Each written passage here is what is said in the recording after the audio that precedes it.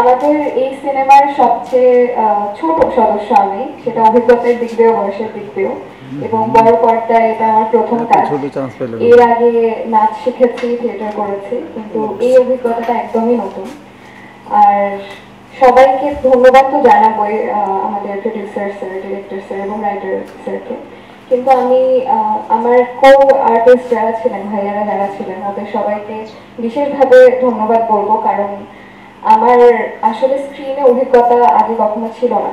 তো ওরা একদম আমাকে হাতে ধরে সাইকেল শেখানো থেকে শুরু করে কিভাবে কি করব না করব, ওরা অনেক গাইড করেছেন, এবং আমাদের ডিরেক্টর স্যারও অনেক গাইড করেছেন কিভাবে কি করতে হবে সবকিছু নিয়ে। বান্ডেল থাকলে প্রতি সেনমানিতে টাকা বাঁচবে। বিকাশ সেনমানি বান্ডেল কিনে জিতুন প্রতি লেনদেনে। আর উড়াল সিনেমা নিয়ে আসলে আমরা সবাই শুনছি বন্ধুত্ব নিয়ে সিনেমা, বন্ধুত্বের সিনেমা।